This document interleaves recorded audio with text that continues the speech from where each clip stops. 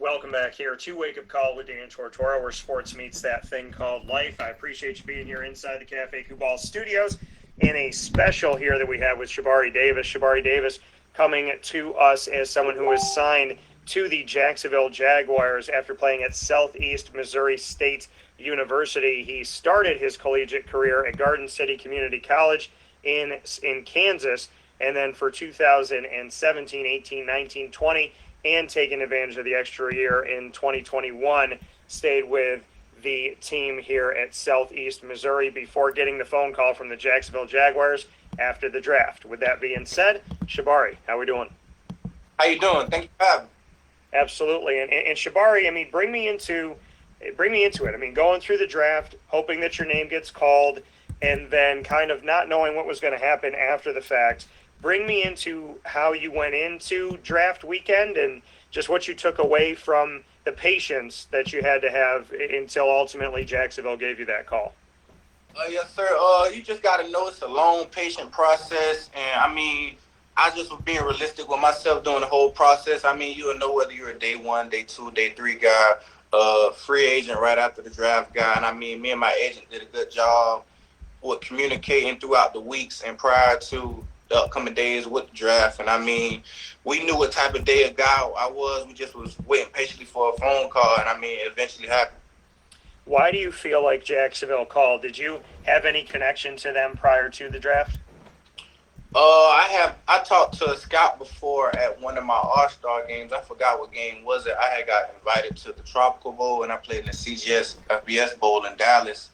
And I think I talked to one of the scouts at one of those bowls because I had them listed as the scouts I talked to. So I guess they liked it what they see.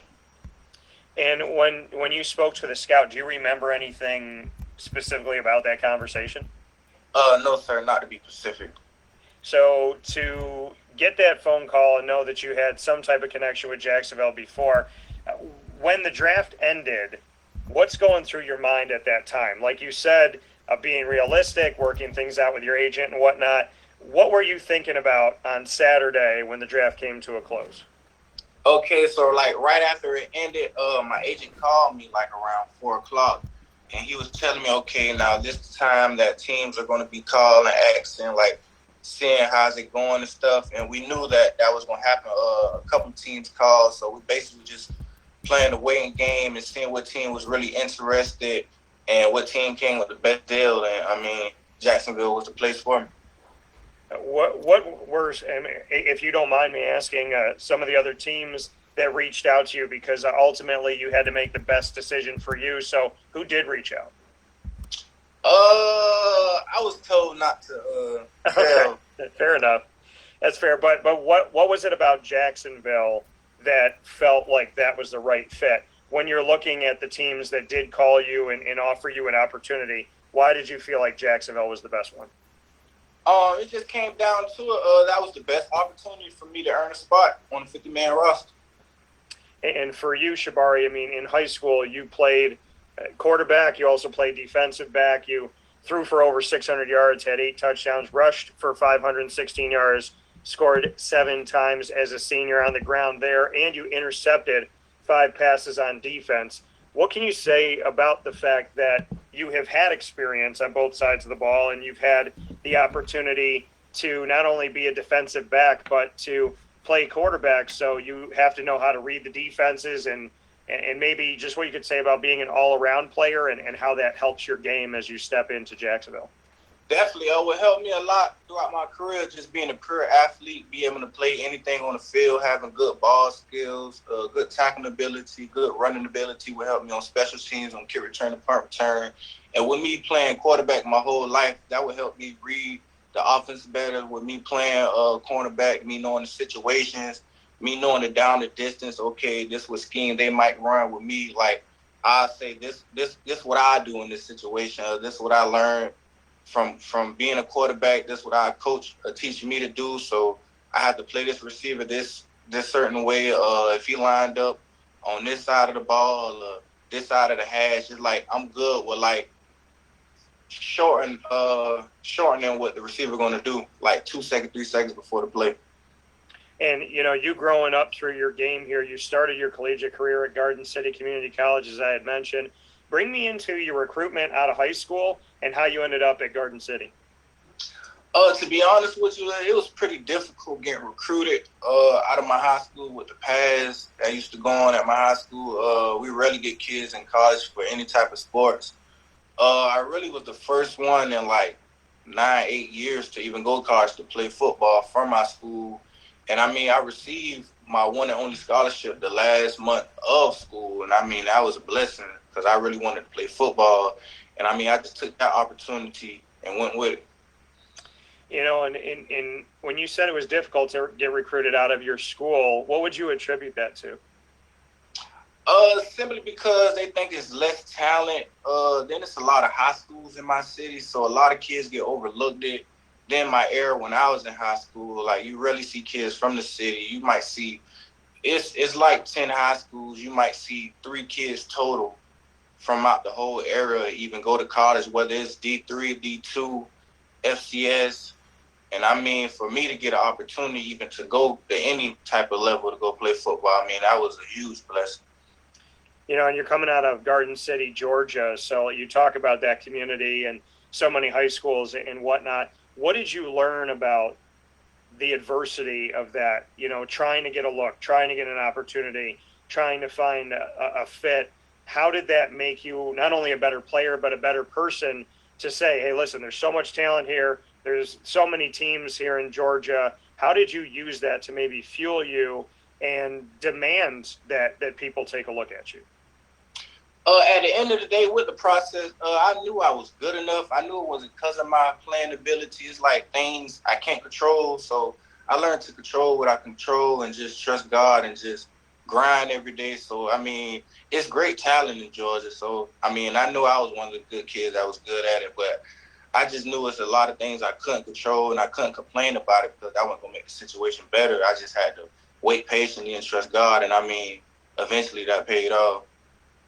Here on Wake Up Call with Dan Tortora inside the Cafe Cubal studios with an undrafted free agent signee, Shabari Davis, to the Jacksonville Jaguars. Shabari, you mentioned faith a few times there. It's extremely important and imperative to everything that I do. Why do you have such a strong faith, and what can you say about God's role in your life?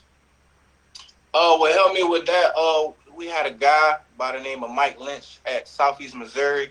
He was our faith director, and he had a great talk with me 3 years ago, made me open up my life more about and letting Christ in my life. And since then, it's just life has been better since then. What did Mike Lynch say to you that resonated with you so much to have God in your life? The main thing, because I was the type of person that just always prepared for the worst, and he said, preparing for the worst, you how do I want to say it? Like you missing out on the best and the opportunity. So with that, like he just told me, like you have to control what you can only control, and you just have to let God do the rest. And it just made so much sense because I stopped preparing for the worst and just did what he said do, and it just opened my life up more. Why were you always expecting the worst? Just because I've been let down a lot in life. Like even with what I could say examples in sports, like I just always been overlooked. And being overlooked and being in a situation where you've had to prove yourself over and over again. How have you turned that from a negative into a positive? How do you let that chip on your shoulder fuel you, so to speak? Because I just knew the end results.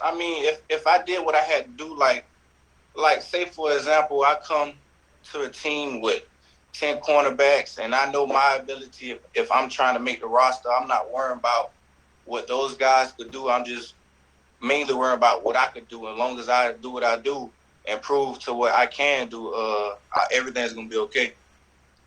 Shabari, looking at the Jacksonville Jaguars, you said coming onto a roster, even if there's 10 cornerbacks, knowing that you do what you do. Looking at the Jaguars, they brought in Shaquille Griffin last season, and they've also utilized Tyson Campbell, who they had drafted recently here. Trey Herndon has tried to make his hay. Monterique Brown was drafted late. Gregory Jr. was also drafted this year. They have Chris Claybrooks, Xavier Crawford, Rudy Ford, and so on and so forth. What made you believe that this was a secondary that you could find a place in and be a part of the depth chart there in Jacksonville? It's not mainly that I looked so much at the players and knew that I had a chance. Like, they have some great veteran corners in there that I could learn from. I just felt like it was a better opportunity to, like, I could even earn a spot on special teams to go in and play. And then the conversation with the scout and my agent, I mean, it just felt like that was the best opportunity. So it wasn't so much of me downplaying the players that I have a chance to play, because it's great players I could learn from. But I just know with me doing what I could do, I could go in and prove myself and just earn a spot. So for you, like you said, it was a good conversation and you respect the people that are in there. How important is it for you to not only fight for your spot to be on the team, but to learn from the people that are there? You mentioned that mentorship, that connection. How important is it for you to go to a team that has good chemistry and a locker room where guys do help each other? It means a lot, because that would improve the team. You don't want to go to a team with players don't have any relationship, just strictly football, just don't even talk. Because, I mean, relationship builds a great team. I mean, we had a great relationship in college, and, I mean, we had a great team. And, I mean, relationship a lot. And, you know, being a cornerback for you, Shabari, what is it about your game that you think is the best? Your attributes that you really think can get you to not only be at the next level, but to stay at the next level? What is it about your game that you think people should really pay attention to, and the pillars that you think you can really showcase in Jacksonville? In big moments, I'm a big game changer. Like I said, I have great ball skills, good running ability. I could change the game. I could create turnovers when you need it. I can give you a touchdown when you need it. It's just I can help a team win a championship. And for you, being a corner, what do you enjoy the most? What is it? What defense do you like to be in? What positions do you like to be in to be most effective? What about being a corner defensively do you think are maybe your favorite schemes? Third down, coming up with big plays, coming up with big turnovers, creating a fourth down, because I was a punt returner. So on third down was major for me, because I'm like, okay, we need to stop. I want to create this stop just so I could get me a punt return, or even get me a turnover. You being at Southeast Missouri State, like you said, you played corner, but you also played on special teams. The importance of special teams and why you feel like playing on special teams can show versatility to Jacksonville and help you out. Yes, sir. It helped me value special teams so much, because when I was at junior college, my head coach emphasized that special teams is the way you could really earn your spot in the NFL. Like, he was pounding that in our heads. And I mean, I always played every special teams, and I played punt returner, kick returner, gun on punt.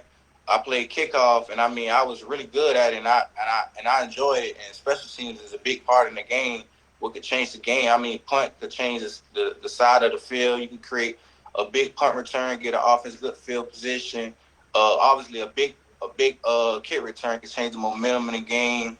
And definitely punt, pinning the team down in great position. So, I mean, special teams is definitely a big part of the game. You got to value special teams. What is it about the Red Hawks in your time at Southeast Missouri State that you feel like has prepared you for the moment? I would say my DB coach, like, he was going to clinics with NFL teams, with the Browns, and the Lions, and he'll come back and give us, like, knowledge. Okay, this was going on. This is what you have to do if you want to even get close to playing with that level. And I mean, with us being at an FCS level, you would think that the talent is down, but it's actually not. So, I mean, like, really what he helped me out with the playbook, learning different schemes and NFL verbiage of how things is going to actually go. And so for you, Shabari, Duval, we know that these fans have been waiting a long time to get some victories and to have that positivity. You're going on to a team, we spoke about the corners, but you're going on to a team that has a lot of talent. They had the number 1 pick last year and this year, Trevor Lawrence and Trayvon Walker, respectively, and a lot of talent offensively. They've made moves in the offseason to bring in different guys that can help this defense as well as help the offensive side of the ball and working things out on special teams with depth and whatnot. What makes you excited about the Jacksonville Jaguars when you do look at the roster? Definitely just excited to meet players like that and definitely learn from players like that. And I mean, first and foremost, just create a relationship so all of us can really get close and just do what we have to do to get to the end goal. And I mean, that's win. What your advice is to people out there chasing their dreams? You had to wait through the draft. You had to wait when it came to recruiting. You had to wait when it came to finding an FCS school eventually. You know what it's like to go through adversity. You know what it's like to know what you can do, but to not necessarily have people see that right away. So what would be your advice to somebody out there chasing their dreams, be it football or be it anything? Yes, sir. My advice to you, like, football and life, I'm going to give the same advice. Is you just can't rush the process. You have to trust the process. You can't think you know more than anybody. I mean, you can't give up. You got to work for it. Nothing comes free. A lot of people get misled by the internet and just think things happen overnight, but they don't know what goes behind closed doors. So, I mean, just mainly you have to trust the process. Don't rush the process. And, I mean, you just have to work for what you want in life. That coming from Shabari Davis here on Wake Up Call with Dan Tortora, a cornerback, undrafted free agent that Jacksonville has called for the opportunity to make this roster. Shabari, we do a thing on the show called Rapid Fire. It's really quick. In the moment, I'm going to throw a bunch of things at you so that the fans can get to know you a little bit better that have nothing to do with football. Well, some of them have to do with kind of like who your favorite player is and whatnot, but a lot of this to get to know you. Favorite food? Hot wings. Favorite childhood memory? Playing in my first football game. When was that? Man, I was 6 years old. I just remember I got hit real hard. I can't even think of the year right off my top of my head. It was a long. Why was it your favorite? If you got hit so hard in the game, why was it your favorite? That what made me love the game. I mean, it was fun to me. I just remember I was laughing. Fair enough. Favorite music? My favorite artist is Lil Baby. Lil Baby. Okay. The one song that you would want to come out to in Jacksonville? Lil Baby, All In. All In. Okay. Favorite movie? Favorite movie. I don't really remember the movie names right off the top. I'm just having to search from. I'll say Transformers. Okay. If you could own any Transformer, which one would you like to have? Which car? Optimus. Optimus. All right. Fair enough. If you had any superpower, what would it be and why? Visible. And why? Really so I could just walk through objects, go anywhere without being seen. Fair enough. Best piece of advice that somebody's ever given to you and who gave it to you? Was my junior college coach, and that was just trusting the process. Favorite cornerback of all time? Jalen Ramsey. Who do you think of you building up your game? Who have you kind of taken pieces from in your game? Lonnie Johnson and Mike Hughes. I play with those guys at Garden City JUCO, and they're in the NFL right now. Okay, fair enough. So that coming from Shabari Davis here with an opportunity from the Jacksonville Jaguars. Shabari, not only am I happy we got to speak here on Wake Up Call with Dan Tortora this morning, but I hope we get to speak again, and hopefully you get to make that roster, and I get to see you very, very soon in Jacksonville. So in the meantime, God bless, and absolutely do your best. And I'm so grateful for the opportunity you gave me to get to know you a little bit better and share you with the fans. Thank you for having me.